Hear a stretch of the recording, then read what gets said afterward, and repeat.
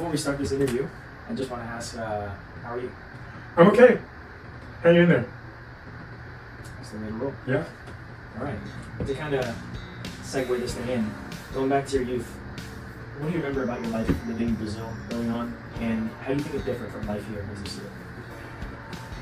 Well, I came here when I was very young. I was 7 years of age, so I have selective memories of my childhood in Rio. I remember going to the botanical gardens. I was a king of mishaps when I was in my youth, and one of my crazy mishaps as a kid, really young kid, that I remembered vividly, a traumatizing experience, is we went to the botanical gardens in Rio. It's this beautiful landscape area, hundreds of different species of palm trees, very, very beautiful setting. And they had like a pond with like kind of in the bag, where they had like tadpoles. My brother and I would love to like check out the tadpoles and bring them home in a cup and stuff, and see them like lose their tail, turn into frogs. And this pond had these humongous swans that would swim around in this lake, or in this pond, whatever you want to call it, cement pond. And I remember we were taking a break and we were eating some crackers out of this package that my mom had given us, and I was going to take a bite out of this cracker, and the swan went for the cracker, and it actually bit my lips, bit onto my lips. I was a kid, and that it freaked me out, I cried and whatnot. And back when I was in 7th grade, it was the first year that they did busing. The inner city kids would take the bus to and from school in better affluent areas. Even though we were pretty much middle class, Van Nuys. But yeah, all the kids from the inner city came to schools in the valley. So they'd be getting up 5 o'clock in the morning, 5:30 in the morning, to take like an hour and a half bus trip to the school. But the culture shock, first time when we came here, we didn't speak a word of English. I knew 5 words. I knew yes, no, please, thank you, and Mickey Mouse. Those were the 5 words that, terms that I knew in English when I arrived. And after maybe 2 weeks, my mom and my brother and I walked to school in Hollywood. And we were at 7 and 8. We walked like the 5 blocks there was to school in the mornings and back home. And in Hollywood there was 1968. So there was like hippies and bikers. I remember walking by this burger joint, I think it was like the Las Palmas and Hollywood Boulevard, that at 8 o'clock in the morning, there'd be like 20 choppers out in front, And that was kind of a cool scene. So then, coming back from Rio, after that time we spent there, was another cool culture shock, because growing up in Van Nuys, the thing then was like, these kids would come up to me and go, are you a surfer or a lowrider? Which were the 2 disparate kind of subgroups, social groups that had nothing to do with the other. And those were kind of like the weird dichotomy, how kids thought about the world in Van Nuys in the early 70s. So naturally, I didn't know what the fucking lowrider was. I was a lowrider, but I'm a surfer. So I told these kids, So the funny story is when I was in high school, I had a good friend of mine that was one of twins. And he was a surfer, and his brother was a cholo, a lowrider. And they were both white guys, but his brother was still a cholo with like slick back hair, and they would button their shirt only on the top button, leave the rest open, with the pants with like the really hard creases down the front of the pants. He was like a surfer dude. Hilarious. Being a teenager living in the general Los Angeles area, you arrived during arguably the greatest period of musical expansion. There's so many different music groups. The Doors, Jimi Hendrix, the Beatles were still around, tons of great bands. The music scene is moving, right? So how did the pop culture that kind of centered itself around music affect your brain chemistry as a teen? Great question. No, it affected me profoundly.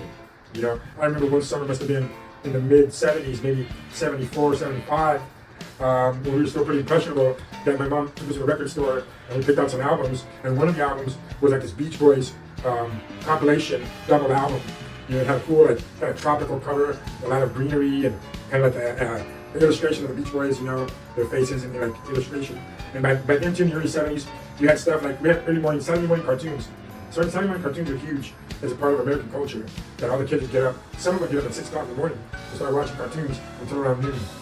We'd probably get up around 8-ish or so and start watching cartoons and just sit glued in front of the TV Saturday mornings watching these cartoons. I'd have to say, as I grew older into my later teens, still like my last couple years of high school, I had the benefit of going through my parents' record collection. They had 2,000 vinyl LPs in their record collection. And by then, by around 15, 16 years of age, is when I started to really appreciate more of those jazz musicians, the Weather Reports, the Chick Coreas, the Larry Carltons. I got kind of fed up with the whole 70s rock genre of these kind of very mainstream rock bands that were kind of syrupy, nothing against them now. It's just kind of I grew out of it. I got to a point that I was so oversaturated, I became allergic to it. You know, so that's kind of it. You know, I feel really lucky that I was able to be exposed to jazz music at an early age. Right around the time you get a driver's license, you'd be going to jazz clubs. You know, whether they were in the Baked Potato or Studio City, which is still there. You know, and we were like the kids in the audience. We'd be all grown-ups at our little table of, you know, teenagers, like vibing out to this music. An incredible experience. So living in a big old city, you know, doing all these cool things, seems pretty tough. But with that comes watching the scene change as time passes, right? And I just want to ask you, what's one thing that you've noticed that either came in or kind of left quietly over time that you don't think people have noticed? Two big questions too, though. You know, right? I remember this is a great question because it answers both sides of it. What came in and what went out. As a young kid, the Vietnam War was very popular, or very prominent, to the point that every night at 6 p.m. it'd be on the news. They'd show the body bags. They'd show combat on TV every single night. And I was young and impressionable enough to, when I witnessed, let's say, the space program and the moon landing, I would never deny it happening. Like some people eventually would do, you know, denying that the sky is blue. You know, it became a popular, weird kind of, I don't know, a disbelief in reality. On that level too, like to answer the second part of that question, you see a lot more hatred back in the day, even up until the 70s. You know, living in California on the West Coast, you kind of live in a bubble where you're not exposed to that. It's more like a secondhand elitism and classism as much as not racism, you know, overtly. But you do come in contact with it no matter what. And back in the day, I think that politicians were more civilized with one another. Let's have a civil conversation here. Let's break it down. Let's find out. Let's learn from each other's perspectives. Why would you come to that conclusion? You know. So first off, I've been here a couple of times, whether it be with Mateo or with a couple of friends, or just some light visits, practical visits. You remember the Baked Potato? Yes. Brought over? Yes. You know, something like that. It was nice seeing you around, but looking around, you can see quite a bit of photos around the house, whether it be framed photographs, art pieces, just, you know, cruiser board that's been chopped up into something cool like a little fish. But one thing that caught my eye the most was this little excerpt from a newspaper that's in the other room, completely in Japanese. What can you tell me about that? Oh, it's from a Japanese magazine. Because look, this is one of the photos. I don't know if you want to turn the camera. That's a photo from our local skate park in Reseda of me, where I guess a Japanese photographer showed up one day and took a bunch of photos. A couple months later, my buddy, one of my best friends, comes up to me and goes, "Here, Moro, I want you to have this magazine. It's a Japanese culture magazine called Popeye, like the Sailor Man, but it's a play on words of pop-eye, like the eye in the pop world. And it's a cool magazine because it depicts all the Western cultures, all the stuff within this one magazine. And it had a pretty thick segment about skateboarding. So in this little photo layout, there were a couple photos of my friend Wagner, who was another Brazilian friend of mine. He's the guy who gave me the magazine. And another friend of his had a photo, and it had like 3 photos of me in it. So he thought it would be cool to give it to me. Like I entered several amateur contests and entered one pro contest, right?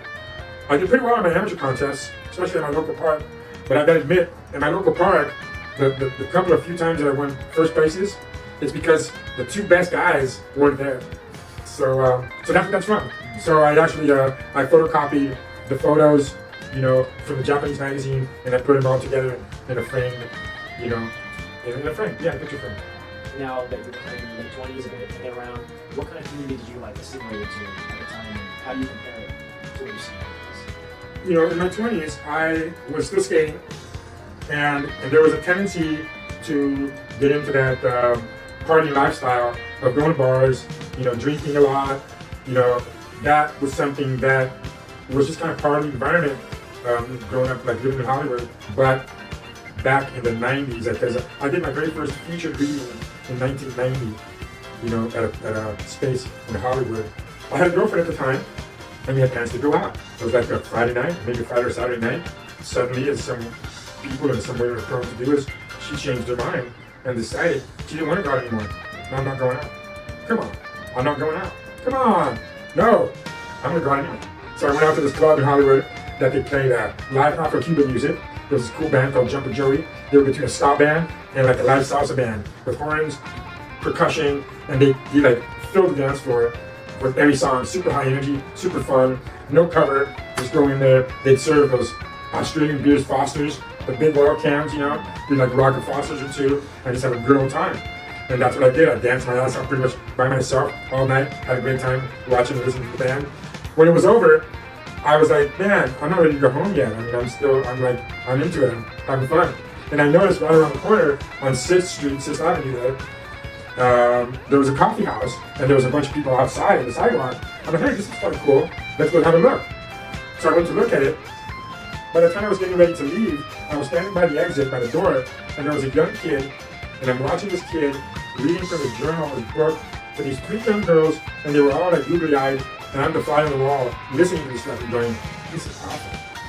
I was just kind of, I kind of became indignant because I was so offended at what he thought was artistic, and I got indignant and said, you know what, I'm going to go home and write a poem. Fuck it. Went home, got a piece of paper, and that's it. Went to sleep. Woke up the next day. What do we have here? Let's look at this. Oh. And it was the first time that I didn't wake up the next day and throw it out. I memorized 3 of them and said, I'm going to read these 3 motherfuckers out loud. Packed house, wall-to-wall people. Go up and do my shit. Went all the way to the back of the room. And the guy from behind the bar goes, hey. Yeah? He goes, that was really good, man. And I'm like, oh yeah? Thanks, man. I appreciate that. And I go, that was my first time. And the guy goes, well, you mean it was your first time here? And I said, no. That was my first time. What? That was your first time? Wow, man.